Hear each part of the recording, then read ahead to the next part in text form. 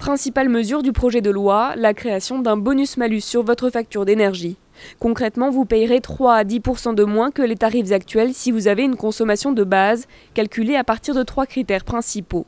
D'abord, le nombre de personnes occupant le logement, le mode de chauffage et enfin le lieu d'habitation, une donnée qui ne serait pas suffisamment précise. Même si vous prenez un code postal.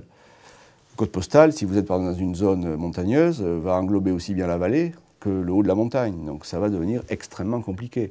Et puis après, vous devriez tenir compte du type de bâti. Est-ce que c'est une maison, le type de construction? Si vous dépassez la consommation de base, vous devrez payer un malus. Vous entrerez dans les tarifs de confort ou de gaspillage, avec à la clé quelques dizaines d'euros en plus sur la facture. Un système attendu au plus tôt pour fin 2013 qui implique des aides de l'État. Malheureusement, il y a beaucoup de Français qui vont consommer au-delà de ce seuil parce qu'ils ont un logement qui est mal isolé et ils sont loin de vouloir gaspiller et surtout ils sont loin d'être riches. Et puis il y a beaucoup de gens, on l'oublie, qui ne connaissent pas, qui ne savent pas. Il y a nécessité d'accompagnement. Autre dispositif du projet de loi, l'extension des tarifs réduits à tous les bénéficiaires de minima sociaux, ce qui devrait représenter plus de 4 millions de foyers contre 600 000 actuellement.